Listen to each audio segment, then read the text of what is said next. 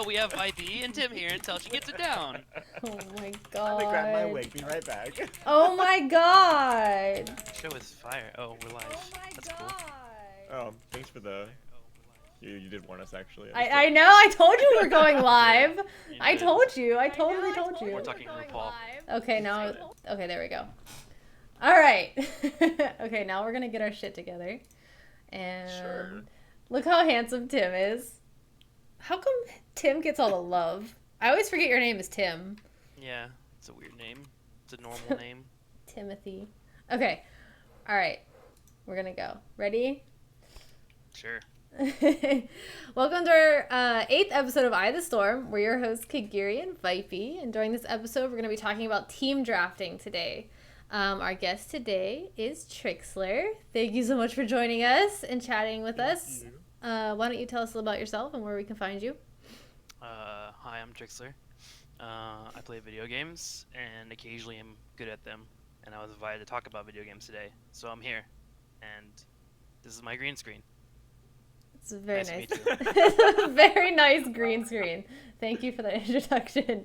Vipey, let us know where we can find you and all that jazz. I'm Vipey. You can find me on Twitch with Vipey or Instagram, Twitter, Vipey_. Yay! And if anybody else in chat has any questions, please don't hesitate to @ me or Vipey or even Trikslyr maybe. We would like to answer any of your questions that you have. We're here for you guys if you know, this is what we do. We want to teach you how to play the game. And if you have any questions, please do not hesitate to ask. Do not feel stupid about asking because we want to help you.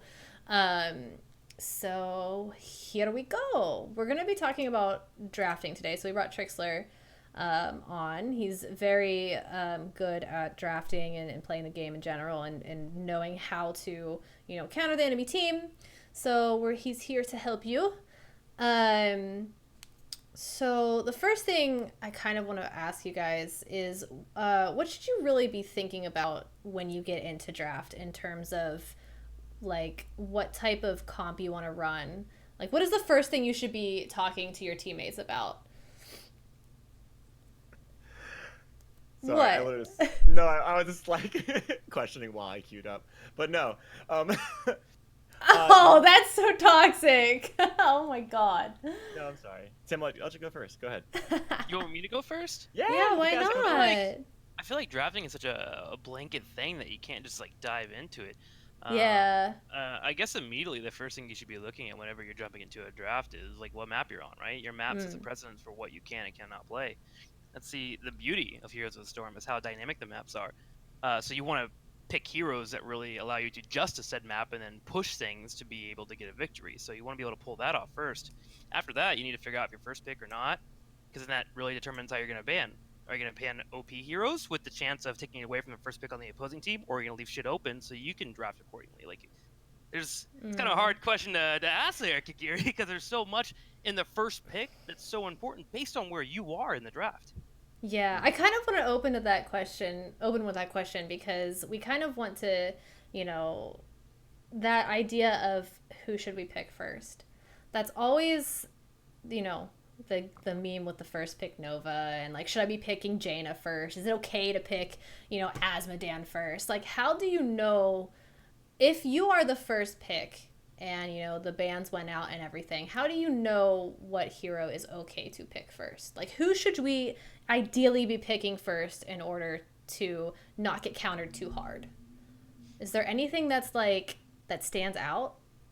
Well, I mean, there's always something that stands out when it comes to the patches. Like, being up with the meta and understanding what the latest round of patches has hit Heroes of the Storm is where you decide what that information is. I mean, it takes pros hours upon hours. Well, pros used to take hours upon hours to figure out what they wanted to draft based on trying to figure out what the meta is, right? If you understand that this is a meta that's full CC based, do you want to open up with a tank that can really live through CC? Do you want to open up with the person that brings that CC in? Is it a wave clear battleground? Once you assess the battleground, so let's go ahead and pick one. Give me a battleground, Kagirii or Vipey. Oh my god, the names escape me. Yeah, that one.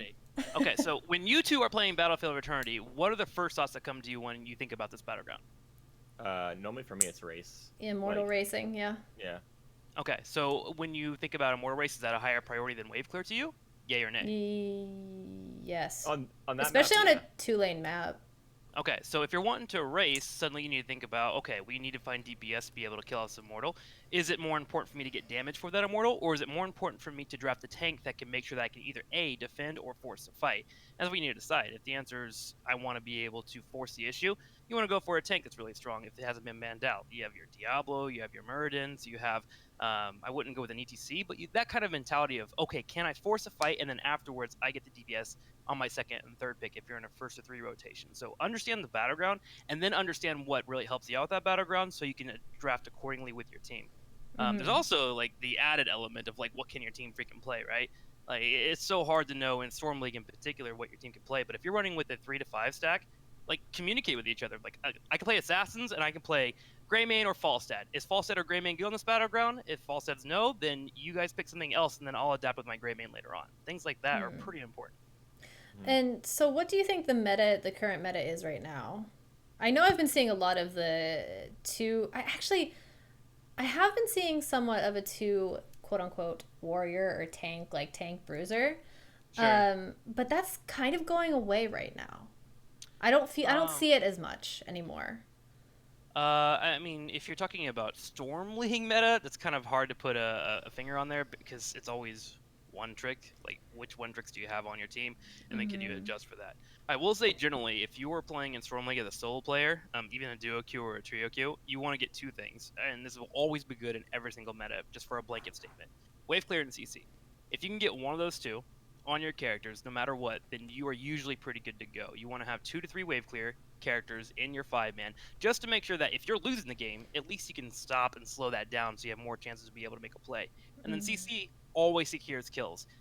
There's a lot of heroes that you can kite with and punish with, but if you can find a character that says, kill this target, it has been locked down, generally most of the player base can follow that type of idea and try to really find those kills.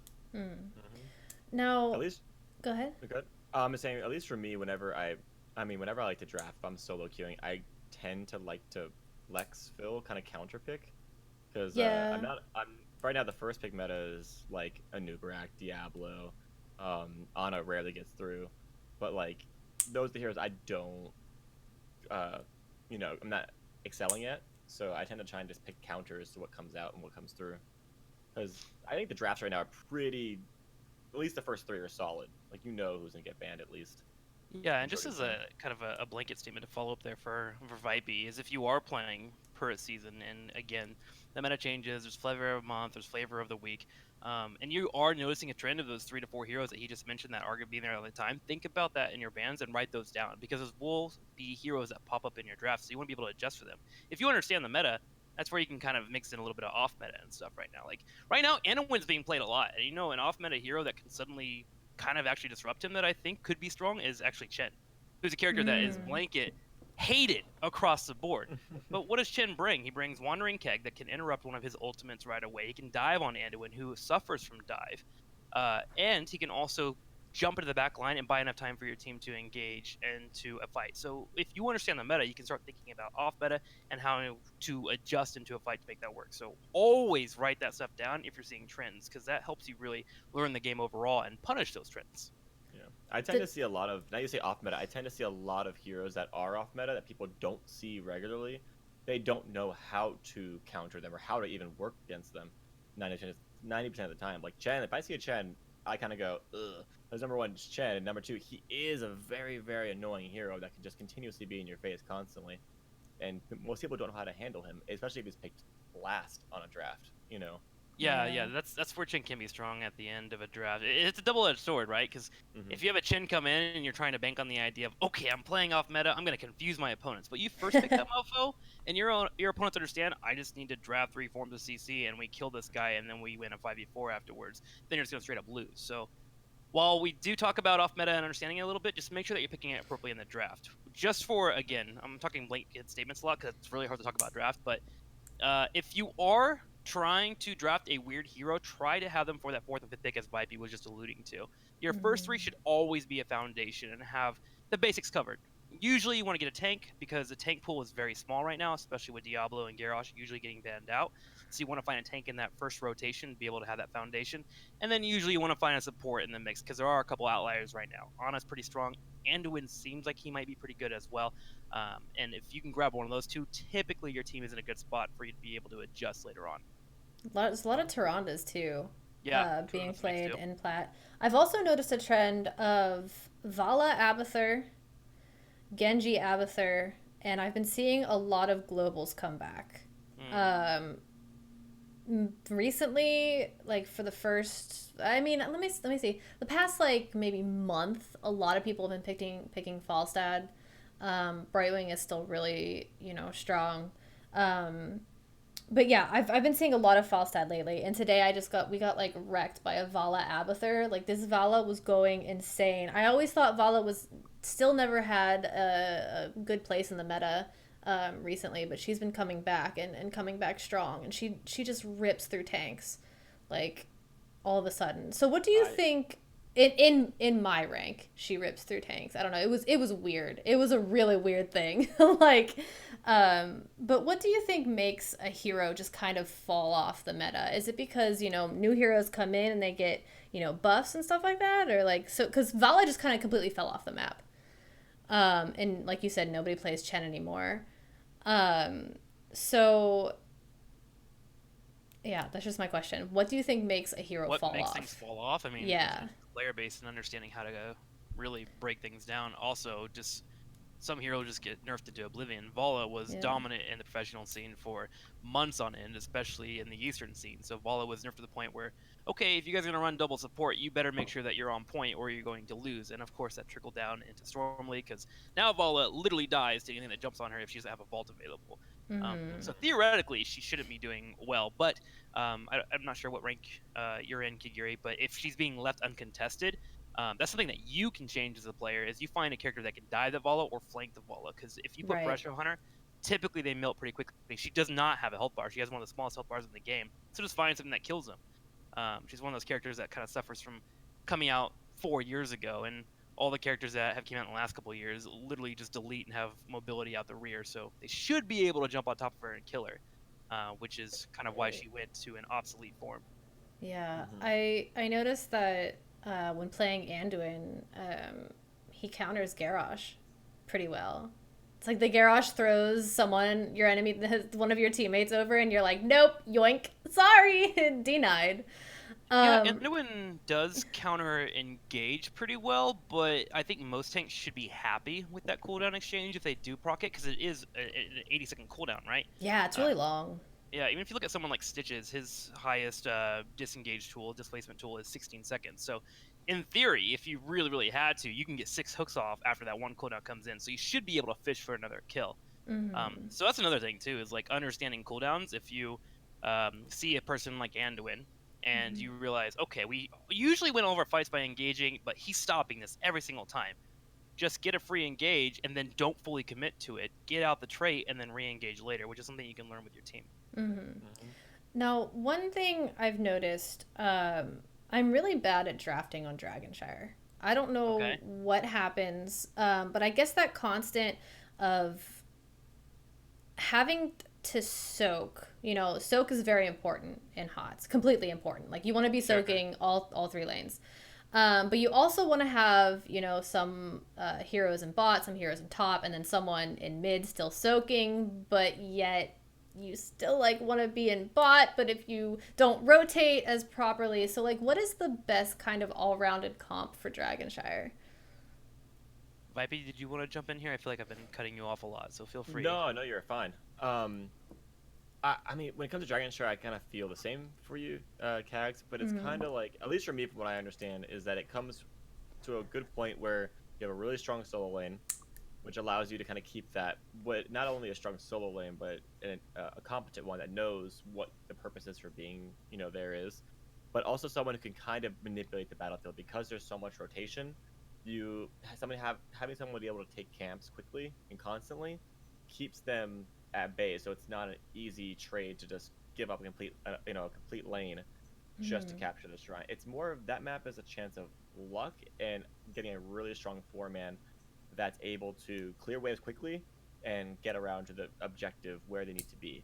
Mm-hmm. You know, and getting the dragon on that map at least is, to me, it's good, but it's not like the end game. Like most people will just kind of think of it as I have to get this now. Sometimes dragons in my games, you don't get a dragon until about 12 minutes in. It just Yeah. depends on how the map goes. If you're able to clear lands quicker than the enemy team, you'll win them slowly in rotation. So for me, it's like getting wave clear on that map and just being smart. Yeah, because early game dragon doesn't do that much damage, right? It's pretty weak.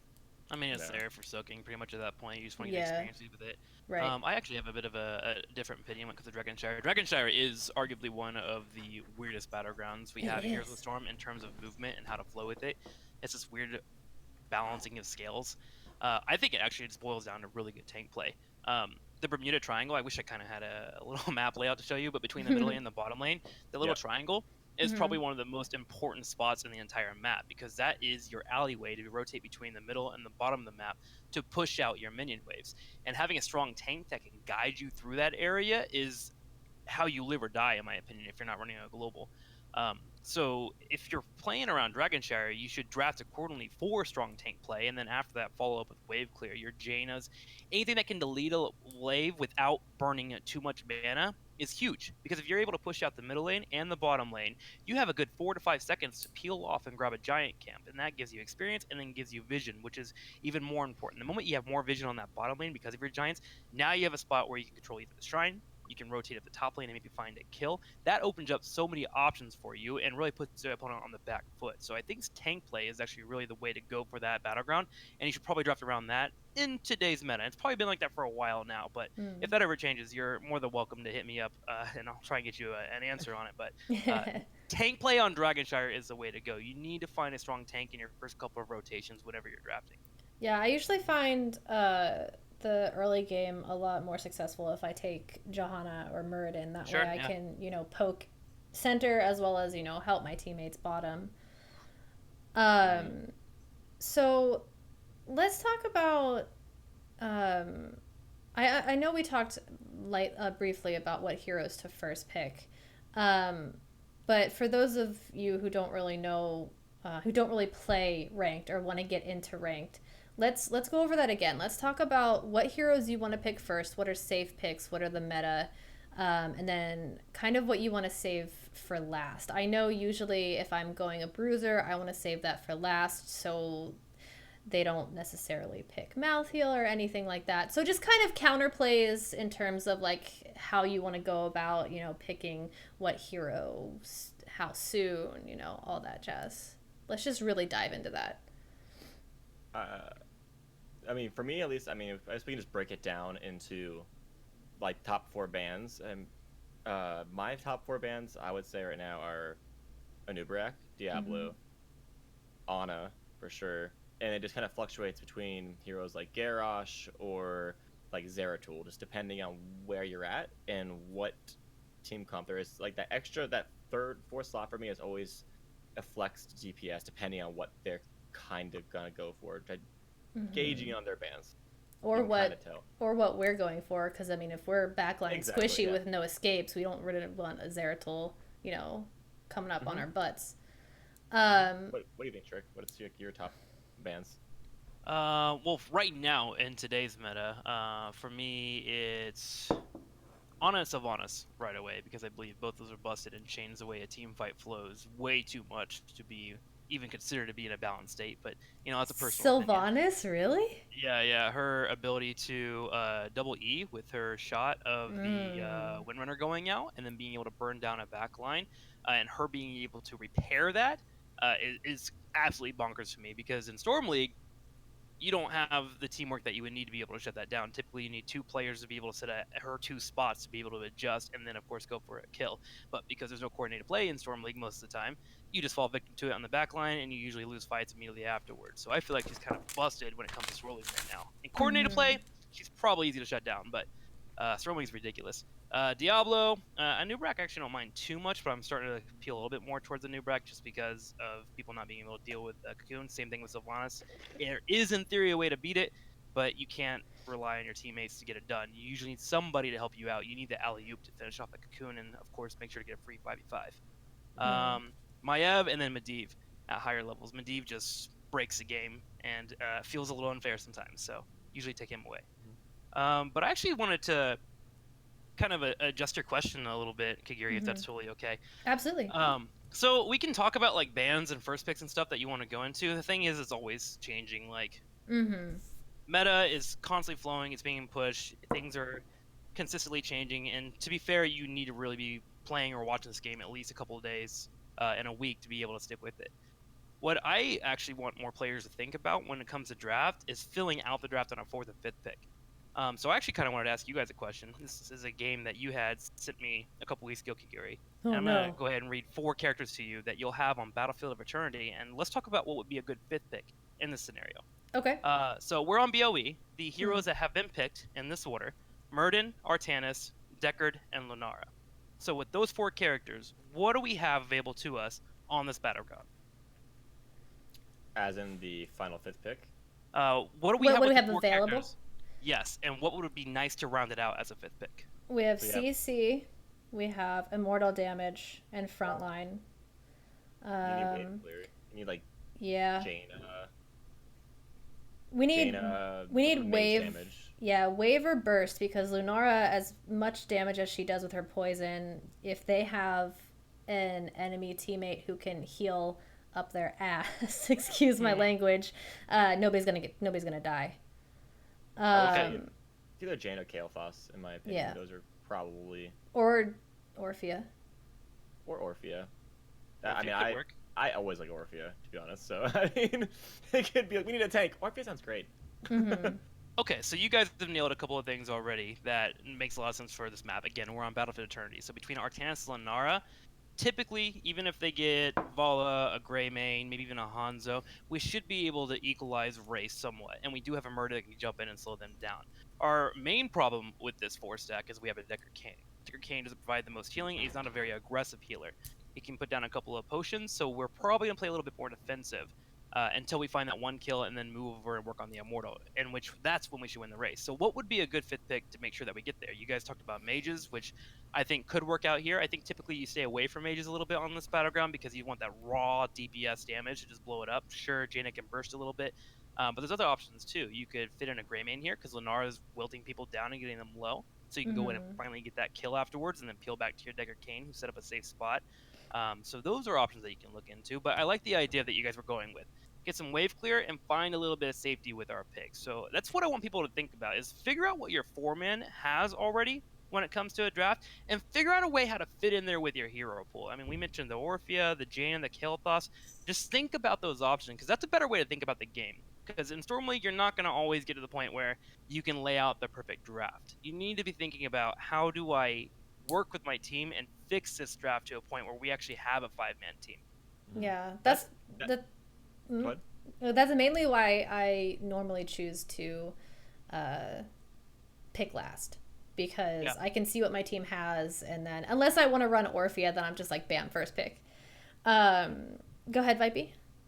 No, I was gonna say the same thing. The majority of ways you win a game, or if you want to rank up, in my opinion, in draft, is where you're gonna do it. It's just about biting the bullet and just picking the hero that you need, that you know you can play. And on top of that, some people go into draft and be like, I don't play this, and I don't play this, and then you'll be like, well, that's not nice. I'm gonna make you play that. Being in draft, telling them in the nicest way possible what you can play and what the options are. I always mention, like, I don't really play tanks. I say I don't play tanks very well, but if I can, I will. I play these tanks. Give them options in case you just don't get that opportunity to not play. Some people just want to play that KTZ for no reason. If they're going to play KTZ, find a hero that can protect KTZ and work well with them. Don't fight the current, kind of go with it and hope for the best, because sometimes you just get that person who's like, I'm in this mode, I'm going to do it, and I want to play this. You know, we've all been there. It's not like it's a new thing. It happens to everyone. Even, like, I will say, like you said, I want to play Orphea. Sure. But, you know, sometimes we have to go, okay, well, you have to work with the team that's already hovering Sergeant Hammer. And definitely, you know, if at least play all of, I would say try to play all of the heroes at least 3 or 5 times, because that way you know how to counter draft. Because if you don't know what your enemy team has or can do, then how are you going to draft? You're just going to pick what you know, and yet you could be countered like crazy. Yeah, it's kind of a lot of information that we're throwing at people. I think you Yeah. just want to do for the first couple of steps is, like Kagirii said, try to play everything in quick match. You get a point to where you kind of have an idea of what the opposing hero can do, so you can punish with certain heroes. Hmm. But the main focus is you should try to take every single game and learn something from it, because this is what wins this game when it comes down to it. It's what draft is knowledge, understanding what's available in the game, and then how you use that knowledge to punish an opposing player that might not be up to par with what you're able to do. Another thing too is try not to play just one role. Sure, you can have a main focus on one role. If you are able to get it, then great. I mean, you are the luckiest person in the world, and keep up with that luck. But if you can have 2 to 3 heroes per role to be able to adjust, as Kagirii and Vipey were just talking about, that's where you're going to have the best chance to be able to fill out those drafts and be able to work out with your team, and hopefully pull out a couple of those games that should technically be a loss, but because you were willing to adjust and be a rubber band, you get a win. I kind of look at drafting as babysitting, kind of, honestly. Like, you just need to bring all the tools. You got your diapers, you got your diaper wipes, you got the milk, and you might not need all of it. You might not have to wipe anything tonight, but at least you got the wipe and ready to go. Speaking of experience, Trick, I feel like that's a new thing. Right? That's kind of looked at. You just gotta just be ready for everything, because you are gonna be run through the gauntlet when you're running a ranked play. Period. If you care about your points, you need to care enough to be able to put the work in. Period. That's just what it comes down to. So, okay. I want to give you guys a silly little draft that I had today, and then I want you guys to either to counter it. So this is the enemy team. This is just a draft that I had today that my team had a problem with, and I don't know if you're gonna like this, Trick. So your enemy team is drafting Diablo, Gul'dan, Ana, KTZ, and Sonia. Diablo. Now, I'm sorry. Can you repeat that again one more time? Diablo, Gul'dan, Ana, KTZ, and Sonia. Okay. And despite, the anti-synergy between Gul'dan and KTZ, if Gul'dan goes fear and whatnot, say this team is really good. And, they destroyed us. Can you guys formulate a draft to counter the team that I just gave you? I mean, the first thing that comes to mind without even saying any heroes is just dive. Like, in my opinion, dive, and I don't know, because their team is a lot of poke, but also a lot of combo. It just depends on, I don't know, what map was it again? Oh, that's a good question. I don't remember what map it was on. I'm just giving you the draft. Oh, let's say it's on Volskaya. Okay. I mean, I don't know. What do you think, Trick? I mean, I think dive could just pressure heroes like up to a certain point on that team comp. Just depends. It's kind of weird. Yeah, you have a couple of ways to look at this draft right away. First off, you do have scaling that is in their favor, so maybe you want to look at an early game type of strategy that you can try and burn them down quick enough. I mean, you suddenly have Kerrigan options available to you with a Blaze potentially. The Blaze comes in because it's a nice bunker, so as they scale up into the late game, you have the option to be able to drop down a health bar and somewhere to protect you while they drop down their high cooldowns. And when they drop down their high cooldowns, that's when they're most vulnerable. So I want to be able to drop down bunker when that happens, team jumps into it, and then we punish afterwards. Other ways to do it, pure damage mitigation. I mean, Medivh suddenly comes on, Force of Will just literally stops Kel'Thuzad in his tracks. You have a portal on to Gul'dan afterwards, and you delete them. Diablo will do his best to try and handle one target, but if all three of you are diving, 2 people get through, typically you should be able to get a kill. Uther might be a little bit rough here, but Uther could work. You get armor resistance right away, so you can eat a corruption when you drop down a Q, and then you bring a divine shield in as well on the target that's about to be blown up by KTZ, and you get a cleanse if you're at a high enough level where people can actually play with cleanse. Those are immediate options right away for me. You can go for a macro strat here. While Gul'dan does bring in pretty decent wave clear, his rotations can be a little unsafe. So if you're pushing out a lot of waves and you're forcing him to respond to your waves, you can catch some slipping occasionally on a rotation if you have good tank play. So I just look at their composition. I see a lot of bursts available, and I want to be able to find a way to play around that burst. And if I can do that, I think this draft is actually very winnable. The only thorn in the side here is maybe that Sonia. If she's able to get on your back line and the Gul'dan doesn't die immediately, then you're probably going to fall to them. But this is actually a composition that you can beat pretty easily. Yeah. So I'm still thinking about Divine Chen. Divine Chen. So I want to touch on some things that you said, Trikslyr, for people again who don't really know the lingo of the game and are just wanting to get into Heroes of the Storm. What does it mean to be late game versus early game? Scaling. So a lot of heroes have quests that can't be done until the middle / end game. That really is the power spike for them. And a lot of heroes have different power spikes based on who they are. You look at a character like Kerrigan, a lot of her power is baked into her kit right away. She's a combo-based hero. She drops onto a target, hits WE, she hits that target. Usually it's about half your HP, and if you have any follow-up, usually that person is killed off, and she gets that at level 1. So she would be considered as a level 1 power spike that gets a couple of talents that kind of really snowball her until level 10, and then she falls off when big damage comes in. And let's talk about Gul'dan. Gul'dan has a talent called Ruinous Affliction. He has a corruption stack at level 1 as well, but that level 16 talent that he picks up, the Ruinous Affliction, allows for his corruption stacks to go forward and then come backwards 3 times. And that is massive burst damage if it's able to land on multiple targets, and it burns through you when those stacks are complete at level 1. So he would be considered a level 16 power spike. So knowing these power spikes when it comes to drafting heroes is where you can find those ways to punish people. So that's pretty much what we're talking about when it comes to scaling into late game. You also have some percents here and there, but that's a little bit too much when it comes to mumbo jumbo. But a character, for instance, that scales really freaking well would be Zul'jin, because he's stacking the entire time, and then of course he's bringing in extra damage that just shreds anyone that is going to be on our front line, which becomes hard to deal with if you allow him to stack a lot. What about KTZ and Nazebo? They're pretty late game. I know you don't like KTZ. I know he stacks very well. Late game, I have saved so many teams of mine. KTZ, I wouldn't consider a scaling hero. I would consider KTZ a character that is, he has a chastity belt, and you are taking the entire time in the game of trying to get rid of said belt, as you are trying to finish off your stacks and be able to get to a point where you have your quest finished up. And when you do, yes, you get a natural baked-in damage. So KTZ can be scary, but that's a different way to play around the game. How do we avoid not running into KTZ to give him free stacks? Sometimes you're stuck on maps like Brax's Holdout, where you're going to have to give him some stacks, but can you kill him for it is usually the question. But if you're on a 3-lane map, can we spread out enough to where we're never in a position where there's 2 to 3 people always near KTZ for him to get those free stacks? That's more of a play style versus a scaling type of approach.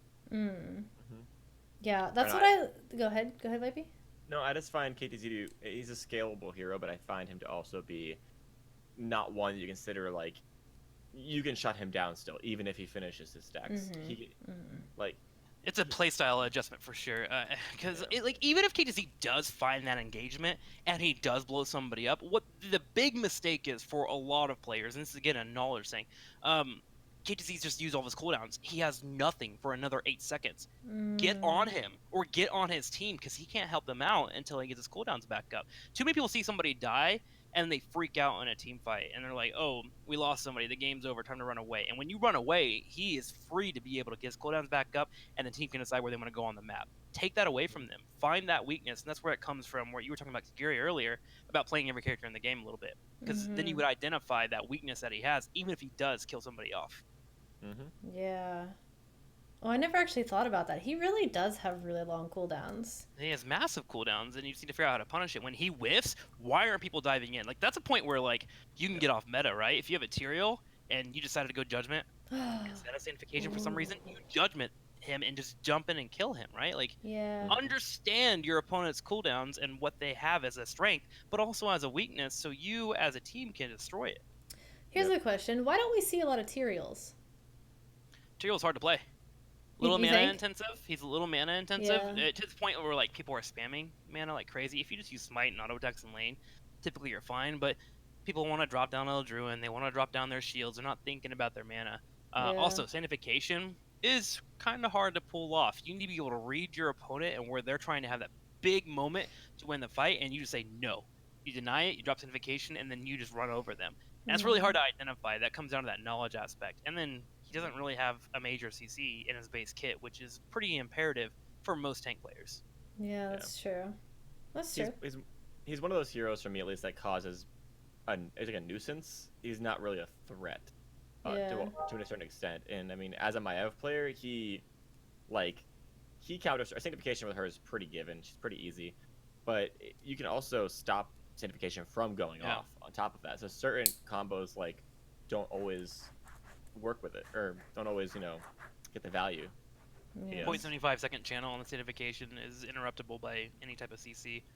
Power Slide, Maiev Tether, anything that moves somebody, a grenade from Tychus, anything can just randomly hit you, and then suddenly you've lost that moment to deny them, and then you get ran over. So Tyrael's just hard. That's how you counter Tyrael. Bombs. Destroy Tyrael that way. But then trait value. Trait value! So let's talk about Anduin and how he fits into the meta and how he counters other heroes. I know a lot of people have been asking me how I like him, and I'm biased. I had fun on him. I won a lot of games on him, so I love him despite being a Horde player. Let's talk about Anduin. What are your initial thoughts? I can just say, because I want to say this before when we were talking about Vala, I went up against two different teams, 3 times, twice with one with the other. They double supported. Nobody do this, please. They double supported with Anduin, Ariel, Vala. It was because the fact that we had a very good team comp and they had a very good team comp. But it was to a point where you had 3 heroes that people wanted to dive, and it was either Anduin, Vala, or Ariel. If you left any of them alone, they were able to protect one another. They kind of worked as an amoeba. It was disturbing. That's actually cool. It was nasty because normally when you see Anduin, you go, great, dive him, put pressure on him, he can't do anything, And as a WoW arena player back in the day, I used to play a priest. He plays like an arena priest. Like, you have to be able to kite somebody and keep them going, and know when to not get your Q canceled. But they had Ariel, which was keeping him alive, and you had Vala, which was just running around doing cartwheels, throwing arrows at your face. Like, it was actually very lethal. I'm just picturing this. I want a Carbot animation of this. Well, I really do. In my mind was the Vala Carbot animation the whole entire time. They're just cartwheeling everywhere. He works really well, and I feel like, at least for me, I feel like he's gonna have that healer support or double healer kind of thing happening, and it kind of worries me because I don't want to see that again. But I don't know. That's where I see him at right now. I really like him. Go ahead, He's very strong. I think he's gonna be pretty darn powerful, but I do think a lot of strategies will evolve that will have players flanking him a lot. I think suddenly Thrall Sundering comes in, Blaze in the top lane, coming with a jet propulsion game on the back line. I think dissolving the back line is the quickest way to break down what an Anduin brings to the battlefield. But with that being said, I do think he's going to be one of the stronger heroes that you have in Heroes of the Storm right now when it comes to support. Just the trait in itself is just such a cool feature. It's a high cooldown, but the idea of being able to pull somebody away from a fight, playing with Malfurion positioning, if you will, because he does play like a Malfurion in terms of sitting back, not in terms of healing, but in terms of where he should be on the battlefield. And then having a CC that's range, acting strong. If you do get to that spot where you pull somebody back and they're trying to chase, you can drop a root on the main tank and just back away. So I think he's actually in a really, really good spot right now. I think he's pretty darn cool, and I'm kind of interested to see what strategies will evolve from him, because we were talking about Kel'Thuzad earlier. I think Kel'Thuzad hates Anduin players right now. The heals provided and the ability to just straight up pull them away from a chain is magnificent. It's such a cool kit that's been brought to the battlefield. Will it be too strong? We'll see eventually, but for now, in terms of how he just plays, he's good.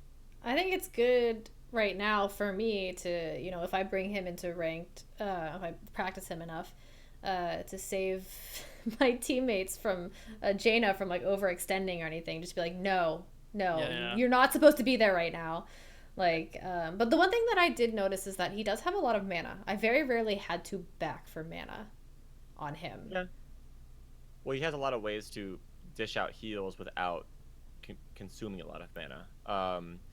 It's just an interest. I was going to mention before I forget, like you just said, with the helping a Jaina out of position. Also, I found yesterday there was moments where you actually can allow someone who normally cannot overextend and get a kill, but know they can get it but can't get out of that. And it's infuriating for the enemy team to see that happen. Yeah. But it is a thing. Like, if you have a mouthfeel that goes way too far in but has obviously no W out, there's no minion to attack or nothing like that, he can go in and get a kill and you can pull him right out and he's fine. I mean, he nails what you want in a support, and that's to feel like you are making a big effect on the Yeah. field when you're using your cooldowns, and he delivers on that front perfectly. And that's what you want as a support player. You want to feel like you bring up heals, but you also bring utility, and you also straight up win team fights. And so when it comes to just design and talking about him, like screw balance everything, I think they really nailed it out the park when it comes to this character, just because of how fun he can be for the user that's using him. Yeah. Mhm. Now, I do have a question. When he's channeling his Q, you cannot any type of movement, any type of walking, cancels the Q. But can he use his W while he's channeling that Q, or is that No. no? He You can- can't. What the trick is, what you do is you throw the W. If you have to keep healing constantly, you throw the W out and channel it as you're going. Like you Okay. kind of throw the W because it doesn't channel. It's just a toss and it comes back to you. So you toss it out, then you start casting Q again. Kind of keep the ball rolling if you need to get mass heals going. Right. Right. It's the same thing that last night I was comboing. I kind of mastered the whole because I like Holy Word Salvation. I like it. It's fun for clutch moments, not just constantly use it because it's interruptible. But Yeah. there are moments where you can actually use your leap of faith, pull someone in the pull process. You can actually DR, and it will automatically start casting it. So that way you're pulling them as you're already protecting them, and it Mm. saves them from anything that they need to get out of. It's Anduin's about learning. Like I say, it's just like a holy priest, a holy discipline priest in arenas.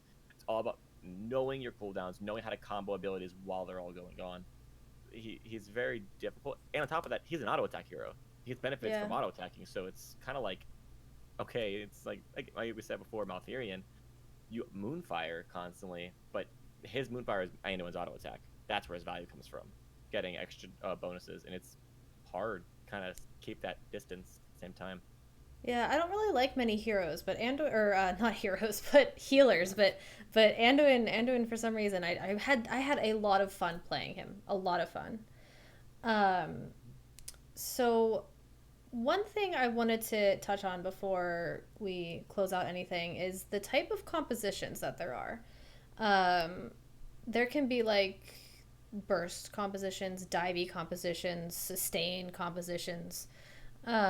We'd said that, mostly the CC compositions are what you want to run for this meta.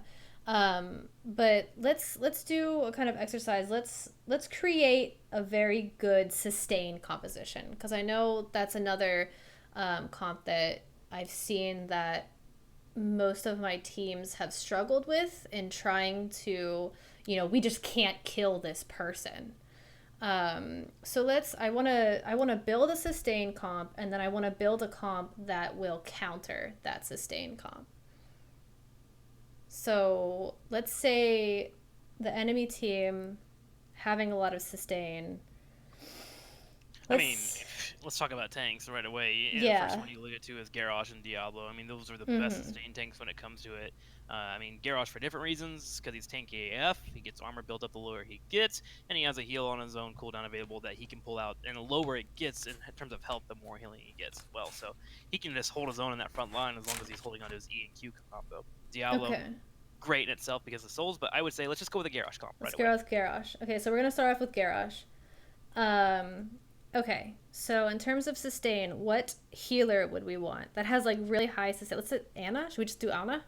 Anna's the most busted right now. Yeah. Okay, sure. so we'll do Anna. Then let's see. I know Thrall, Orphea, even Falstad can freaking heal himself. Sure, but now that we've already built two heroes into our composition, so let's look at this Right. as like we're drafting as well. Okay.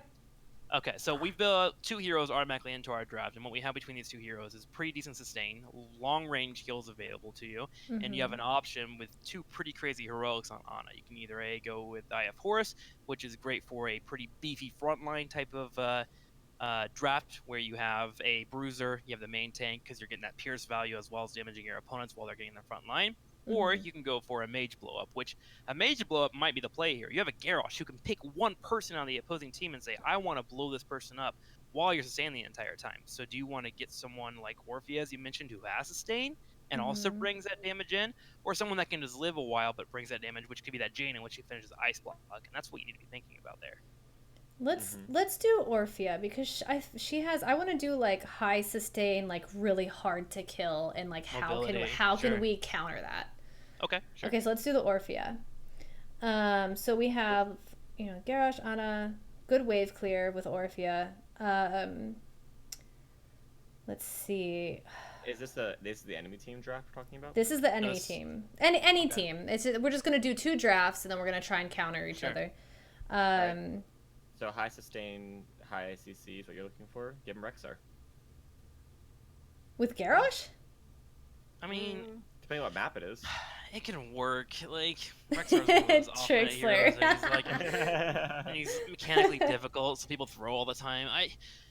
A safe draft here is so between our 3 heroes now, what do we have? We have decent wave clear, as you mentioned, with this rotation. We're probably going to pair a 4th person with that rotation to make sure that we are just running through the waves and then being able to disengage as we need. But I do like where Vipey was going with thinking about a side laner. And sure, Rexar can sustain and hold objectives pretty well, but you want someone that can come into a fight whenever you need him in the fight. So your options right now when it comes to top lane are pretty limited to 2 or 3 heroes. You have the global way, which is Dahaka, because he has everything. He has kill potential, he has sustain, and he has the ability to float around the map and double soak if you need it. So he would be a good pickup, but he's a little mechanically difficult. If you're looking for someone a little bit more careful, you would look at someone like Thrall. Thrall brings sustain, has good wave clear, and is a monster in team fights, which is eventually what you're going to happen in the late game. And then you have Leo. A little bit more difficult, but you get wave clear, and you have incredible late game at level 20 with your Entomb into a Cylance. So I would recommend those 3 characters to run with these 3 that we already have, because they bring wave clear, and they help out in the team fight, and they sustain themselves.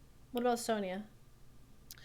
Sonia has sustain and can do pretty well in the lane. If you need the extra flair of getting a kill, then sure, I would wait until we find our 4th pickup before we get Sonia, because Sonia is susceptible to ganks and CC, which can break her down pretty quickly. Even Stukov, any type of Cylance will destroy Sonia. Sure. Well, it's also the fact that you picked Garrosh, which is you're kind of trying to single out a hero. Yeah. And Sonia is true. an all-in hero. So if she goes in there and does Whirlwind, then you toss someone out, then it's like she's by herself, and your team automatically is going to go for the shiny hero in the backline by themselves. Sonya would be a pickup once we understood the opposing team, because we need to decide whether or not they can screw us up if we do go all in while the rest of the team is trying to kill somebody else. If Sonya has no CC on the opposing team and you think you can Wrath and Whirlwind, then by all means get in there. But Sonya definitely more of a niche pick / understanding what your opponents have. Gotcha. So I don't really like the Leo pick because Leo's trait makes people think that it's okay to die. So I don't know if I feel safe with the Leo.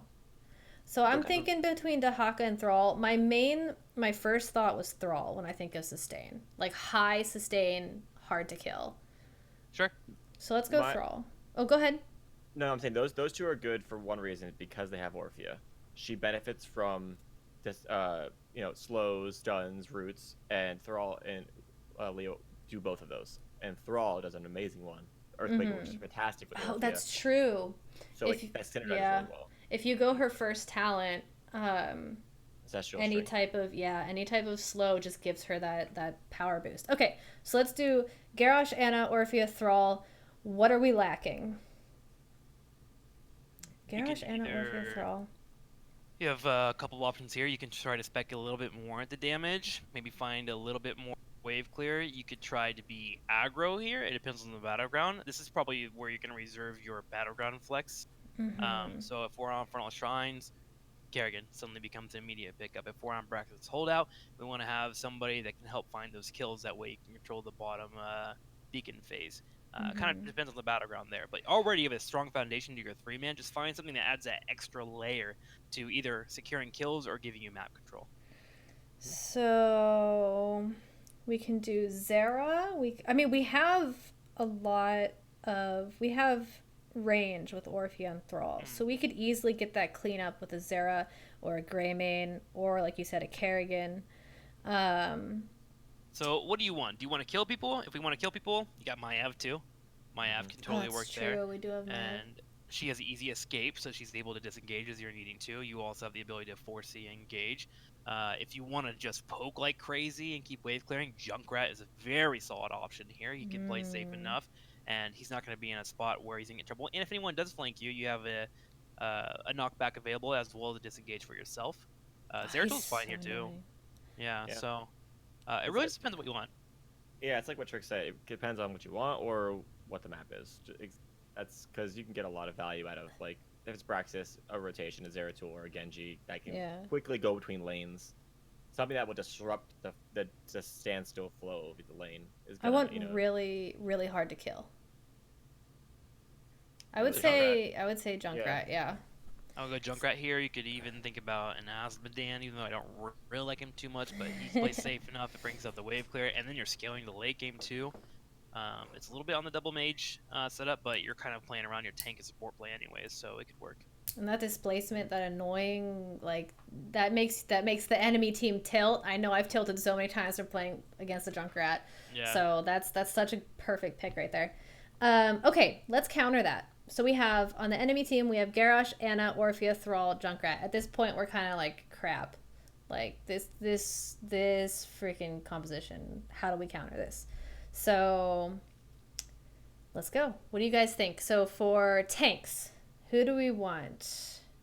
I'm thinking Diablo if they haven't banned it already. I mean, Diablo's a go-to. He's probably banned at this point. Probably. If a new rack is up, it's great. Whenever you are against an opposing team that wants to back away and wants to find kills at the same time, I mean, your answer is you either A, want to not give them the opportunity to get caught, or B, you want to be able to force the engage when they do make a mistake, or there's your third option as well, depending on what you want to go for, is you force a fight before they even have a chance to do anything. So it depends on your confidence levels. If you think that you want to just dive afterwards whenever they do get their engage and you want to go help your teammates out, Diablo and Anub'arak are great choices. You have the Anub'arak Burrow Charge and Cocoon. Now you have a number advantage, and you force them to stay put until they get rid of that Cocoon. So now they are stuck in that area. They either have to give away that person or fight. And at that point, you can decide if you whether fight them or, of course, get your pick. Diablo gets the same engage. As mentioned, Lightning Breath can slow them down, or even APOC for a full combo if they're kind of pushing too far. Like a Junkrat APOC combo, dead just by Diablo himself. Yeah. There's also the third option here, which is a bit of a niche pick, but one that works, is you can go into a Stitches with hooks. You just force a fight and say, what are you going to do? Right? And suddenly that opens up other weird strategies too. You can go a Medivh portal that suddenly disrupts the opposing team the entire time. It's just a matter of like what tank we want and then decide how we follow that up with our heroes afterward. You can even go helping hand with Stitches and save the person who gets tossed from Garrosh. Is that an option too? That's baseline, though. Yeah, it's baseline. Yeah. I would. My two picks would be if you have a Garrosh that's going to be continuously looking to throw someone, including the tanks most of the time, sometimes, into the fray. Find something that will make him not want to. You have Imperius, Arthas. By their comp, Arthas would do rather okay. Just you don't want to throw an Arthas into a team that's an auto attacker, but Imperius I think is the better just because he has a really good amount of sustain and he can kind of escape. Johanna works really well too. Anything that would just make it a nuisance for your backline to do anything. And depending on your support you have, that can get quickly to you or help support and keep you alive. Collapsing into them might counteract what they're trying to do to you, in my opinion. Okay. Johanna would be the safest for that, by the way, if you were talking about that. Johanna just eating. Also, with the ability to have the Iron Skin too, she can sit in the front line and not care whatsoever what either Anna or Garrosh is doing. So that would probably be your best response. So, okay, so who do we want? We have a lot of options. We have so many options for the first, like, all of them are pretty much safe picks. So, depending on the type of comp we want to run, let's do you guys want to do Arthas or Anub'arak? I would actually disagree a little bit with Vipey on the Arthas. I understand your thought process there, and can agree that if Arthas gets thrown in and you get the proper engagement, like Arthas is like, all right, I'm already here, and we kill you. The thing is, like, you want to also have a tank that can help out with wave clear and not care too much about the poke coming your way, and that's why my brain kind of goes towards Johanna a little bit. I feel like Johanna is safer to pull off, even with the team, because you have the tools in your hand rather than your team's hand. So I think I would go with just the Johanna to play it safe. But if I do want to do an execution-based comp, I would go with the Anub'arak. So, what would be best at... Or go ahead, Vipey. I'm sorry, I cut you off. No, go ahead. No, I was going to jump the gun on this. Go ahead. I'm trying to think if I want to... what's the Anub'arak? What is that? Cocoon. I'm trying to think if it's better to just cocoon somebody or just get that easy play with Johanna.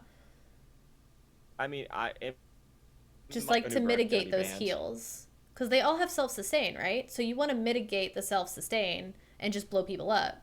So with that cocoon, that's what you have. With Johanna, you just have interruptions and blinds, right? Yeah. But you also have to remember too is they have. I'm trying to keep in mind their draft. They have an Again, Ana. there Oh, that's is true. Yeah. no perfect answer here. Like, you're not gonna ever find a Yeah. perfect answer. You're just gonna find a composition that you can execute a certain type of strategy against. Do we want to play it safe with Johanna or a Nubrek? And I think it's okay to write both of them down as an option, because both of them work. It's just a different way to play the game. Okay. And they're both good options because Ana shuts off healing, and they are two tanks that do not rely on self healing to stay alive, which Yeah. is kind of a nice factor when it comes to diving that kind of comp or surviving that kind of comp. Okay. I'm gonna say I'm gonna go with a Nubrak. Okay. We're gonna go the risky play. Well, not risky, but like more high level play, I guess. Not really. I don't know high level. Whatever. I'm a noob. I'm only plat. Whatever. Okay. So with a noob, we got that down. We say the noob. Cocoons the Ana, and even though they are all self-sustaining, which is highly annoying, we mitigate the extra heals that they could possibly get. I feel like I want to get some CC here. What about Deckard? The problem with Deckard, just out of the gate, is if you get Garrosh tossed, Deckard can't really get to you. He can't get away. No, Deckard has a good survivability if he gets tossed. Oh, It's more of the fact like his healing has a certain level of burst, I guess. And normally when you get tossed, you're getting comboed. Like as Deckard, if he's not in the right spot, all you can do is throw a W, E out there, try and throw a Q if you get close enough. Maybe a sleep, but it's not out of all the healers that wouldn't be the one I would go. That's the one into a Garrosh is what I want to pick. There are many other healers that can do a lot more than he can. I feel like overall. I would be looking for a CC, but also a cleanse of some sort, just to make sure A, you can get a taunt, or B, get away from that throw combo that's coming your way, or even a sleep. Oh, that's right. Garrosh has taunt. Rhaegar, Nature's Cure, things that can play safe by themselves, but also get to a point where they can help out their teammates. The Malfurion would be a little bit harder to pull off, so you have to watch out for flanks. But if you do have a Garrosh flanking you, at least you have the root to drop down to be able to outplay them. So Malfurion, Rhaegar would be okay there. Brightwing, if you want to kind of split the map and try to make a big play, because you do have that cleanse built into your trait now. But that one's kind of hard to pull off, and you have to be kind of on point. But at least you have a disengage and remote win. And then you can even look at Uther too, because they are trying to blow up a target. It's just that Uther is one of those good heroes. And then luckily we got the new guy in, Anduin. Anduin would be perfect here. If somebody I forgot about gets Anduin. tossed, you just pull them on back, provide some heals, and then worst case scenario, you could turn that engage into something that works out for you. We were talking about a Nubrak, Johanna, or even as someone like, say your assassin gets thrown. Maybe throw a light bomb on them, and now they're CC'd while your team can move up and get a kill. I think Anduin would be perfect. Okay, let's go Anduin. I do have a question, which is kind of a little bit off topic. Orphea, if she is blinded, can she heal with her stacks as her auto attacks? No. Okay. No. All right. I just couldn't remember. She can only heal if she goes miasma. Yes, that's right. That's okay. only one. Okay, so we have a noob, Anduin. Okay, let's see. Orphea Thrall. So, say Thrall is going Earthquake here. Who's pretty beefy still? Also one that I will worry about later on. What I'm looking for in my draft now is I'm looking for pure damage and I'm looking for pure engage. That it can be helped out in any way. And there's only one answer that I might pick up in my head that is a must pick here if he hasn't been banned, and that's Hanzo. Hanzo, you give the ability to shred Garrosh from the front line. He hates Hanzo. Every tank hates Hanzo because Hanzo just gets free poke all the time, and he has short cooldowns and not too mana intensive. And then you have the Dragon's Arrow. So when the engage does begin, you just try to aim for that back line. If you hit one of them, typically you get 2 or 3, and that gives time for your entire team to move forward and get a kill. What about... I agree with the Hanzo. What about, like... Where do Mephisto and Malthael stand here? Go ahead. No, Alright, so I don't think Malthael is good into that comp because of their blow up, but Mephisto isn't bad. He has his potential on certain maps. If they're like Volskaya or anything with tight corners, he can throw a lot of value into melting Garrosh because it gets into that percentage base. And on top of that, they have Ana, which doesn't do very well with massive damage in a short amount of time. it could work for your advantage. It just depends on what you're looking at, because Hanzo is a lot of poke, and so is Mephisto. But Hanzo can also do a little more damage quicker. But it's weird. I would personally, I like Kael'thas for some reason into this. It's because you can shut down, and also CC follow up as well, depending on what you're looking at, and he's good poke. I would dodge out on the Mephisto. Mephisto needs too many environments for him to be effective with. Yeah. I mean, first off, the biggest thing that hurt him was patches ago they decided that whenever he gets interrupted with consumed souls, unlike every other hero in the game, his entire heroic goes on a full cooldown of 120 seconds instead of 10 seconds. So if you can't get that off, like, you feel wasteful, and you're self-root anyways. And then Durance of Hate doesn't work in this situation because Garrosh has Indomitable, which he should be able to eat that if it gets aimed at him. And then you also have Ana who can clear out those roots as well later on. So he just doesn't work in this situation because of moving into late game and the ability for your opponent to outplay him. It would just be too hard to pull off. Okay. Kael'thas, I mean, is fine for wave clear and such, but I think the immediate go-to is just Hanzo right away. You also, because we have an Anub'arak, do have a bit of a weird niche option that you can go with, and that's a Falstad.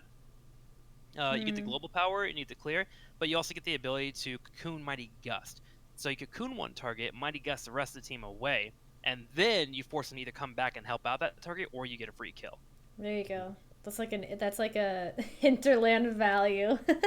That's an easy pick option. I'm not sure. The only reason why I say this right now, Vipey, is because I had a Kael'thas against me on an Orphea earlier today, and I picked the talent on her Q that gives me spell armor right after I use it, and his Pyroblast did nothing to me. It did not even scratch my knee. I don't even know why players are going Pyroblast. You're playing Kael'thas, don't go Pyroblast. There are he multiple did. heroics you should not go. Hydro Blast, Pyroblast.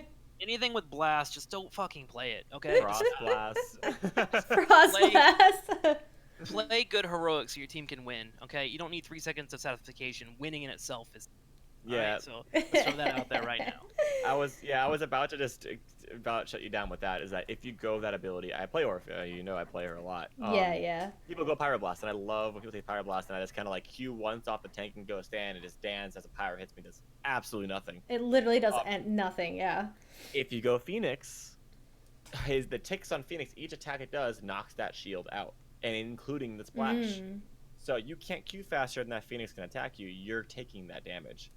And on top of that, if you lift an Orphea, if you get a W lift Q on her, that's half her health. She doesn't respond quickly, and 9 out of 10 times your enemy team's gonna have another, interrupt for Orphea to do anything. She'll get obliterated. And most Orphea players are aggressive, like myself. So if you can counter the aggression and suppress her, then Pyro wouldn't be the choice. I mean, the only hero I look and go, Pyro might make sense, is like KTZ, because if he's like quarter of a health, like 3/4 down, he's gonna die if he has no health. But even then, it's not practical. It was practical when they fixed it, and then it just became a Pyroblast again. Yeah. You know? But okay, so far we have Anub, Anduin, and Hanzo. We need wave clear. Well, how good is Hanzo's wave clear? I don't play him too often. One of the best in the game. At level 4, you get explosive arrows, which clears out an entire backline, and then you just wait for your next cooldown and clear it up. So okay, then we don't need too much more wave clear. My bad. I don't play Hanzo, so Anub, Anduin, Hanzo. I mean, no, but we still want wave clear, right? Especially on our side laner. I would say blanket 3 lane maps. You want to have 3 wave clears. One should usually be your side laner, one should be your main ranged assassin, and then one should either be your main tank or something else. Like you can get a Rhaegar if you need wave clear, or the melee assassin. But I would agree, having at least another wave clear or 2 would be good for us here. Trying to think of all the other heroes that could possibly... Well, I mean, you now have incredible setup. You have Cocoon available. You have the ability to say, okay, if we've picked this target, it dies. What do we have that kills stuff right away? Immediate answers. You have your Jaina available. She can immediately drop down a Blizzard on top of Cocoon. A Ring of Frost as well if she wants to go that route. You do have Zeratul if you just want to have a little bit more wiggle room for being able to force fights available to you. It's a hefty amount of options that we can go into, depending on what you really want here. What do you want to have to follow up that engage that Hongzo brings to the table? Well, I like So the blow up with Jaina because, like we said, they are high sustain and they have Ana. so we drafted Anubarak and Hanzo so far. That's it, correct? Anubarak, Ridgebake, Anduin, and Hongzo, Hanzo. yeah. What was the other one? Anduin. Oh, okay. So all right. So I mean, it's not. We have the wave clear. We're doing a 3-lane map. Then it's more like, you mean, I don't know. I mean, another bruiser would probably be best just to have that beefy front line, just kind of, and to counteract, because they already have a Garrosh and a Thrall, which is Well, kind of gonna. we're looking to complete our 4-man right now. That's why the Jaina's coming from. But yeah, next we need our side laner, which I think we have options for that front line. So I think here we just want to find someone that brings damage or brings wave clear, and maybe a little bit more CC. I would Go ahead. I think Jaina's perfect because Yeah. of the burst she provides and the ability to knock down an Orphea, or even, keep anyone who gets cocooned in check. And even like I said, Jaina, your KT, Sylvanas would be fine here as well. She's probably one of the strongest heroes in the game. This also gives you a chance to say, okay, well, they're going to try and force a fight. Let's have a Wailing Arrow follow-up so they can't blow up that target. Another layer of trying to defend your teammates by having a ranged ability that helps out. And again, she brings solid DPS. Gul'dan is good here too. A little bit unsafe, but as long as you have a new Brett keeping an eye on that Garrosh, you should be fine too. You got Wave Clear, and then you got a Horrify too. If someone does get comboed in, drop Horrify on top of it, make them spread out, and another engage. So here you're just looking for someone that brings Wave Clear and a little bit of CC, and something to disrupt what the opposing team is trying to do. What about Jada Imperious? Imperious would be a good top laner, yeah. Yeah, because he also has the follow-up for a new Brack Burrow, Charge, Stun. He has a Q as well, right out of Web. He has good sustain as well. He's not a liability for the most part. And on top of that, if you go auto-attack build with him, he melts Garrosh. Hardcore melts Garrosh. But I think W is now actually coming around again since the change, but I could be wrong. Yeah. I haven't played him since. I don't know. I'm thinking the Imperious, because whenever I play as a tank or if I play as Artanis, I'm like terrified. Imperious destroys Artanis in solo lane, and it's so annoying. And I know they don't have an Artanis on the other team, but I think Imperious here, because also that's a counter to Orphea too. His shish kebab just denies her. We're pretty much looking at side laners here that we want to be able to have come in for a flank and survive the initial onslaught that comes in no matter what. I'm not too familiar with Imperious. I don't know how he'll handle damage that could be happening if he comes in for a flank, but it sounds like it'd be pretty alright from what you guys are saying. I know I wouldn't mind playing a Blaze here. Again, Dahaka comes up once again, but him having that essence is just so great. He's probably one of the best farmers you can have if you know how to play a global and know how to hit tongues. Ooh, yeah. Especially versus a Thrall too. He has pretty good sustain, and he can shut down Thrall. And way clear quicker than he We're can. talking Blaze, right?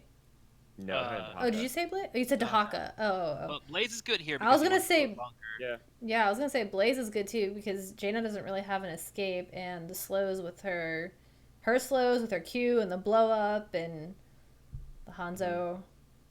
I don't know. I kind of like Blaze. I wouldn't even be opposed to combustion, because Bunker's kind of fallen. I would, mostly because he gets interrupted immediately right away by both Ana as well as Garrosh. And because I want that Blaze to come in from flanks. I want him to be coming behind the Garrosh on the Ana. I want him to threaten that backline and make them reposition while my team moves forward with a Cocoon. And that way you can go in with a Jet Propulsion after Hanzo gets that Dragon's Arrow, because now you've got a multi-layered stun that could be disruptive. And if you get in trouble and you screw that up at all, you just drop Bunker and you should be safe enough to be able to walk away. Combustion just is really hard to pull off. It looks freaking cool, but it's hard to pull off. Let's see, what else? If you wanted to just go for pure segments, there is a little bit of a weird flex you can go to. You can move it to Zeratul for the top lane. Zeratul actually is pretty strong in side lanes. He just moves in, cleaves, walks away, and doesn't take any poke. But that brings VP into the mix. So now you have Cocoon and VP to just split up, cut apart your opposing team, and just pick them apart one by one, while Nubrak goes in with that big booty and blocks people in, and you get the final auto attacks in.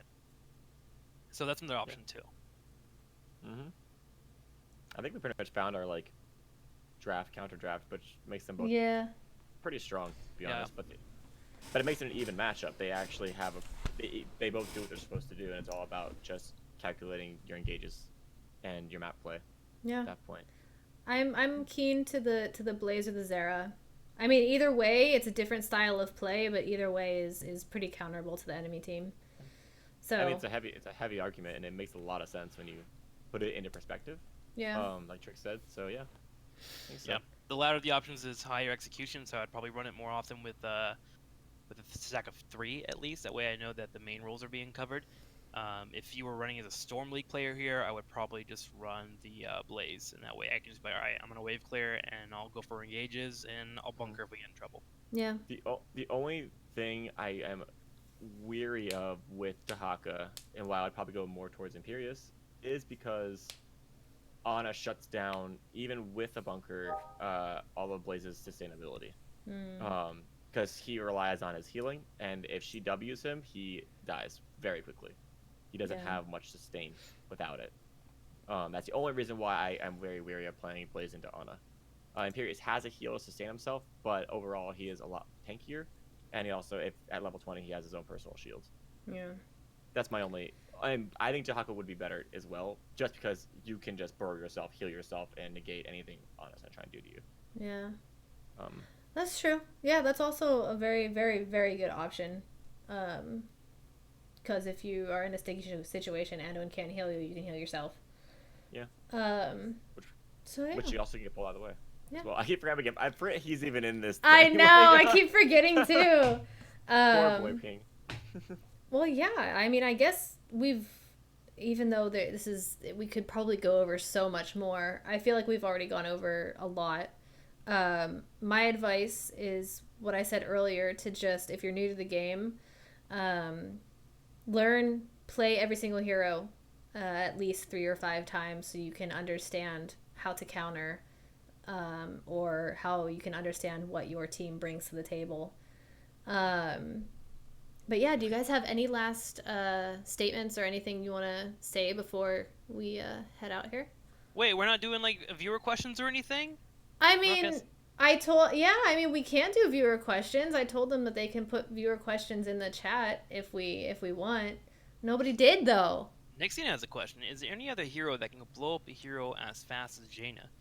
Greymane has some of the quickest 100 to 0 damage in the game. His problem is he doesn't have sustain, and he has put himself at a risk to do it. But yes, he is pretty darn strong. Zeratul is pretty freaking ridiculous at level 16 if people do stack up and can blow people up. There's a lot of options for actually just straight up destroying people. And Nazebo with Vile Infection at level 20, if it does go the correct build, if that player goes the spider build instead of the infamous frog build, then typically you should be able to blow up any assassin on the back line if you do land that Q. So there is a lot of blow up. That one's a little bit more over time and not an instant delete, but it is damage that will connect with a backline and destroy them if you have around 200 stacks. I love frog build. Or if you 100% can blow anybody up. No. I love frog builds. You get evil players need to stop going frog builds. Just stop, all of you. Just please. I think I just live to tilt Trick on what my picks. I think a lot of people are. See, the thing is, like, you're me 4 years ago when like I play Murky and run around all the time, and then I learned how to play the game, and now I just like shake my head, so I can understand where it comes from. But it's like, are you saying I don't know how to play the game, Trick? Listen, that's not what I said. Not being able to play the game, and you can project all your feelings onto me as you want. It's up to you, Kagirii. Up to you. Vipey's in the background just slurping all the tea. I apologize. I have very strong opinions, and I do not mean to offend anybody. You can clip that and take that as you want. Okay, well then I want all the more coaching sessions. That's what you have to do that for me. Since you just insulted me, I want all the more. Okay, we have to work on your tank play whenever you're ready. My tank play is fine, okay? No, I'm kidding. I'm kidding. I do. I want to learn tanks. I think we do have a question. I think we have a question from Kai. Okay. Where's the question? Go ahead. Okay, for low elo climb, is forgoing draft and just AFK solo push truly a viable strat, having climbed from bronze to masters? Who told you that? It's a viable strat if you understand when to stop doing it, which I think is a real learning lesson there. I recently did a climb on one of my Smurfs before Blizzard took it away. from bronze to diamond, and I would say that I was able to just win about 80% of my games by just controlling 2 waves at a time, with the help of mercenary camps. Just slowly whittling them down with pushing out the waves and then working on forts and in a way kind of AFKing, pushing in, just ignoring my teammates. But you will get to a point where teamwork should trump that. And you need to be able to identify when the opposing team is far enough to stop you. And if you can do that, sure, it's a viable strat. But a lot of players, God, there's a lot of one tricks even in Masters, that just pick one hero and push all day. And they might die 6 times, they might die 0 times, but that's their strat every single game. The problem is the times they die 6 times, it ruins the game for other players. So you need to know, okay, I've died twice in lane, they seem to understand that I'm pushing, and you need to have a backup play style for that. So I would say it is viable, but just know when to freaking stop if you get punished. That's the real learning lesson there. Yeah, or watch the minimap. Be sneaky. I love that new feature they put in the game yesterday. Yeah, it's pretty nice. Yeah, pretty new. I was like, holy wow, who'd have thought? I think you gotta pay extra for that. I've heard. I don't know. So. It's pretty crazy. Yeah, it's a couple gems, but you know. Yeah. Tell him you love KTZ Kags. See, I swear, everybody. Ugh. Okay. I would just say my advice to anyone who is in draft: just don't be the enemy in your own team. Don't be the Trojan horse. Don't fight your team. Don't get mad if you don't get your pick. Mm-hmm. Just work with. If you want to rank up, if you want to play the game and have a super fun time and do whatever you want, take it to quick match and then come into and do whatever you want. Don't anger somebody because you want to play something. Kind of just go with the flow and learn and work together. Because if you're playing ranked 9 out of 10 times, you want to rank up. So just kind of work with your team. Go roll with the punches and see what you get. It'll actually change your gameplay completely just by doing that in draft. I'm a positive poly. I try and be as positive as possible. Sometimes it hurts. Be open-minded. Yeah, exactly. And just try and do your best to not get tilted over something you can't control. It's very good advice. Yeah. Very good advice. Don't trick. Mesa has another question. With Anduin introduced to pull team out of the fire, does that mean more heroes can quote-unquote Genji with Anduin as a support, killing other heroes in base and getting out safely? He's a Genji player. That was my first thought, and I thought it was going to be busted, actually, being able to pull people away, but then I saw the incredibly high cooldown on it. I think it enables heroes that have heroics that force you to invest into a team fight. So I think we're going to have a little bit more gray main, but first immediate thought was a Butcher with a Light Bomb combination with a Furnace Blast. I still haven't had the chance to test because the Anduin's banned all the time. But Butcher is typically a hero that you can't play, at least for a 4th or 5th pick, because when he goes into engage, he has what I call Arcana Syndrome. Once you're actually in the fight, you're stuck, and if you don't have your team helping you out, you just lose. It's game over. But that Arcana Syndrome is going to be fixed by Anduin and his syringe of possibilities. He's going to be able to pull out these targets that are forcing a fight. So I think it does help it out, but I don't think it's more of a problem that's going to be at a Genji level because of the 80-second cooldown. Genji's going to have that one flash in the pan where he goes in and tries to find a kill, but that's already going to happen. Genji in a bubble can already do that. Anduin's not going to add on top of that because that's basic abilities that cycle out every 12 to 14 seconds, and Anduin just can't keep up with it.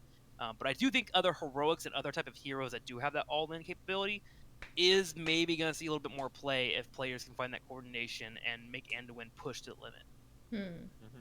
I like it. I mean, it's Light Bomb with a teleporting Zeratul is disgusting. Yeah, I can see it, yeah. It's disgusting. Have yet to test it though, but I want to see if Light Bomb works with Diva Bomb. Can you put it on Diva Bomb? I don't think so. You can't pull Diva Bomb. You can do everything else to it. So I'm wondering if you can or not. I would be interested to see. Well, we gotta try that. Theory crafting.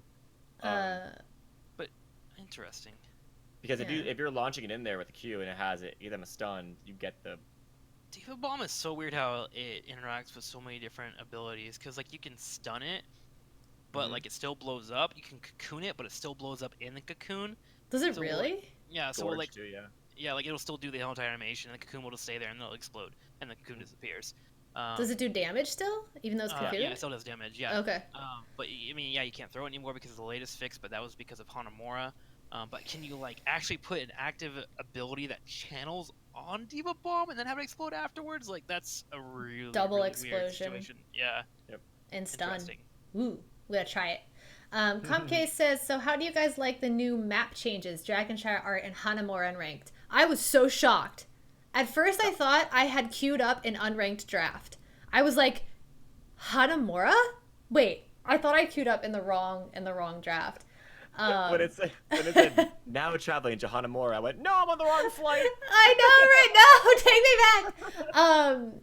And Dragonshire is so beautiful. When you get the dragon, it turns. Trikslyr, stop smiling. When you get the dragon, it turns into fire. It's so pretty. I mean, those effects are cool and all, but like, don't you ruin this for me, Trikslyr. I thought I was playing on a League map. I actually thought they same. I said it on my stream, and I was like, it looks like League of Legends. I don't want to say it, but yeah, like it looks feel like they the Rift. Took a step back, which I think is fine. Like I think they did that to make sure there was resource issues that weren't affecting the game. Yeah. But I actually think it looks worse than the other Dragonshire. But I do like the effects when you turn into a dragon. But again, it's new, right? So I think it looks beautiful. I think it looks better because of these. I see a slow art style change slowly over the heroes that we've been getting, and I feel like it makes number one because your focus in this game is the heroes. All right, sure. And it's cleaner map for sure. Yes, if you look at the old Dragonshire, there was so much trash everywhere. It just looked like doodads is the official. Yeah, so many doodads. Listen, I'm a War 3 editor map guy. All right, doodads. It just it makes it a little bit easier to kind of like play the game than just go, okay, here's a bunch of stuff, it looks pretty. I think it looks nice. And on top of that, if you haven't noticed, it actually matches the art style of the Alexstrasza Hanzo cinematic artwork. Yeah. From what Dragonshire is supposed to look like. And I slowly think they're trying to try and differentiate the styles of Dragonshire and Guardian Terror, even though they're in the same vicinity in the same exact environment. It definitely did give that Rift vibe, though. It has that smooth, more animated feel to it, like finish for the League Rift. But I love it. It's so pretty. It's so pretty. I'm happy that you guys are happy. What do you think? Hanamura, what do you think about Hanamura? Yeah, it being in Storm League.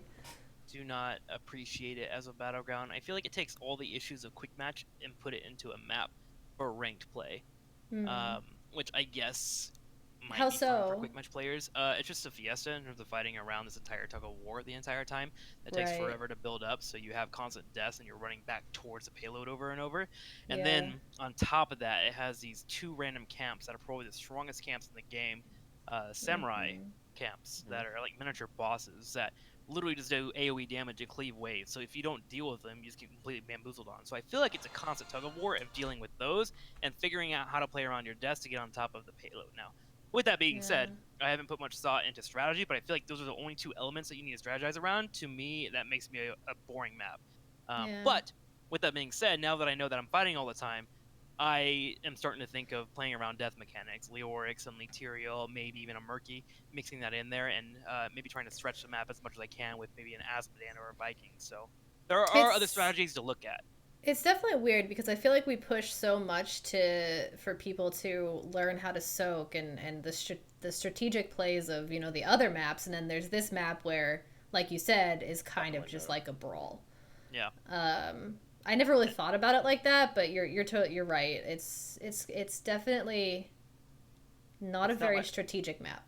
It's not my favorite. It's not fun to me. It doesn't have the same vibe as the other styles of play, and it's just weird. I don't know. It's a beautiful looking map. It's cool because it's Overwatch, but it's not functional as a competitive map. It just seems like, I don't know. It's weird. I don't like it. Now, with that being said, this might be them making a statement saying, we don't care what you want in the game, this is our game, and we're going to try and push as many different strategies as we can, and you as players need to adapt. And if Blizzard's saying that, I'm okay with that. I would just like for them to say that, compared to me having the maps that I'm used to and having the options to play around. If you want me to have organized chaos, which is what ranked play is, I need to have a map that I can play around with it. But again, ask me in a couple weeks after I played it a few more times and I actually strategized with it, because I've ignored this map since it's been in quick match for the last year and a half.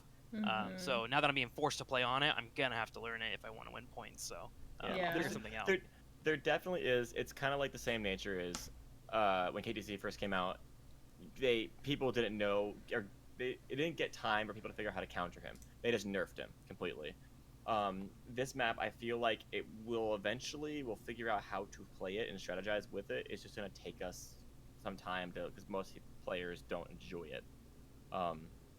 There's gotta be something. There's a different playstyle to it, but it's just the objective's weird. So, and the XP contribution on the map is also very strange. So, I don't know, especially with just a small map, and on top of that, how the XP works with passive XP on these structures that go down within the first 10 minutes, and always camps that give you massive XP as well. Yeah. So it's strange. It's weird. I did actually not notice. I turned very British there for a second. I didn't notice that they put towers, what Comcase is saying in chat, on Battlefield in the center. They actually put armed towers. I didn't play on that map yet, so I didn't even know that. They did. Really? They put armed towers by the well. They did, yeah. Nice. Yeah. Sorry, Genji. Can't say. Mm-hmm. Sorry, Genji. I know, right? I like that. Yeah. Mesa asks, what plays more importance during draft? Hero advantages during map, i.e. Abby, Naz on medium-large maps, or counter picks? I'm not sure. If you were just to answer this in a general manner, again, draft is so hard to learn, but in a general manner, your first 3 picks are usually map-oriented and setting a foundation. Your 4th and 5th picks are counter-picking and attempting to bring that extra flair/flavor to the draft. Think of it as a Jaeger bomb, right? Your first 3 picks are going to be your Red Bull, and then you're going to drop your Jaeger in there, and then your Jaeger is going to be 4th and 5th pick. And then if you want anything else, you're crazy, because that's all you need in a Jaeger bomb. Just try to have that mixed up perfect. That's all you need. His visual was great. And then you play the game completely, wasted and don't know what you're doing and throw. So you have a perfect draft. Perfect gen. Does anybody else have any more questions in chat?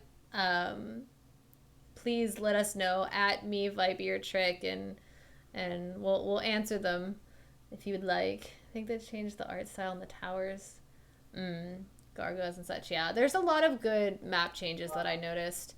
But Dragonshire definitely my favorite now. If nobody else has any more questions, do you guys have anything else to say, you or Trikslyr? Any last thoughts about drafting or anything?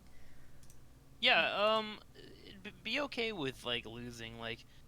Losing sucks. It frustrates us all. And it can be tilting. It can make you log off the game. It can make you lash out people, whatever. But try to turn it into a learning lesson. I actually enjoy losing matches that are even, because I feel like that I learn something that I can try to adapt in my gameplay. And the same goes for draft as well.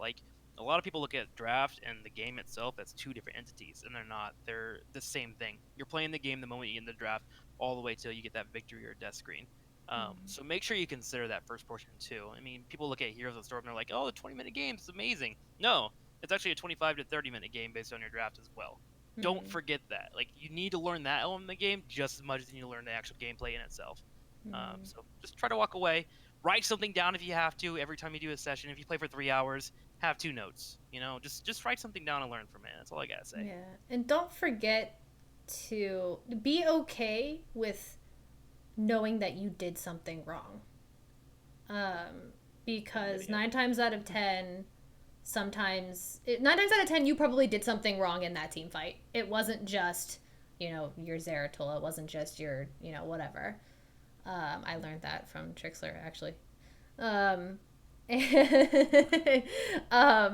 But yeah, so definitely, like I said, be okay with, messing up, because you're gonna mess up. You're gonna do wrong things, and don't blame your teammates. If your teammates are fighting, mute them.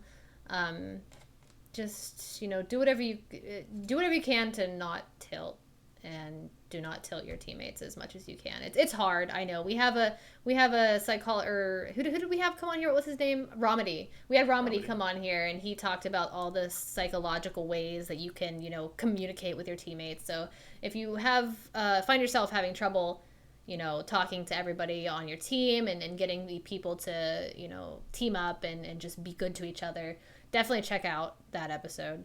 Vipey, do you have any other words to say? Any encouragement or advice? Don't type GG after the first death. Yeah. I would just say, in my personal opinion, whatever team draft or team comp you get in whatever division you're getting it in, look at it, find your strengths, try and call them out to your team, let them know what will work and what won't. And remember, look at your team comp. If you see you have a scaling comp, keep that in mind. If you let your team know, hey, we should probably play a little more passive until we get to this level or get to this level of stacks. Kind of be proactive. Remember, it's not just you playing, it's the entire team playing. And they might not know what they did. You might think they go, oh, wow, they picked this hero, they understand. Bring it to light. Just kind of get them in that vibe. And in my opinion, I get a lot of toxic people when it comes to games sometimes. I tend to just kind of laugh at them and don't mute them because sometimes they might say something a little helpful, I guess, or not. It just depends on how bad they get. But I always try and keep it open. That way I kind of know what's going on because God forbid I shut someone out and then they say something actually useful. But like I said, just know what if you're losing in the early game, but you know your team, regardless, will get better at 16, just keep that in mind and keep going. Don't give up. Literally, any game can turn on a dime in this kind of environment. So just keep going. You never know. Don't give up. You might win. Someone might mess up on the enemy team. 6.5 out of 10. Yeah, 100%. Well, I think that's it for today. Thank you so much, Trikslyr, for joining us. We really appreciate it. Thanks for having me. Do you want to tell everybody, remind everybody where we can find you, what times you stream, and all that jazz? Yeah, you can find me at twitch.tv/Vipey. I show off tons of Orphea gameplay and occasionally my Ev. Sometimes I dress up and I have a really nice background. So thank you for hanging out with me and checking out my stream. Have a good night and stay off drugs. Well, now you know where you can find Vipey. Well, you can find Trikslyr at twitch.tv/Trikslyr, and he has a nice green screen. Sometimes he uses the camera every now and then, and he does some great gameplay. And he's funny and very, very nice. Oh my goodness. Jaded nowadays. Jaded. Okay. And he's an adorable, adorable kid. Oh my god. Baby. Adorbs. Yeah. Where can I find you? Me, you guys know where to find me. Thank you so much for tuning into our 8th episode of Eye of the Storm. I hope our discussion get your gears turning and give you guys a better idea of how to draft in Heroes of the Storm. Don't tilt, stay cool. You can follow all of our casters, players, and partners on HeroesHearth website at heroeshearth.com and twitch.tv/HeroesHearth. And you can catch Eye of the Storm bi-weekly on Wednesday nights at 7 p.m. PST here on HeroesHearth Twitch channel. And if you miss any of our episodes, we have you covered on YouTube, iTunes, and Spotify. Thank you guys so much for tuning in. Thank you for asking questions, and be good to each other. Thank you. Bye-bye. Bye.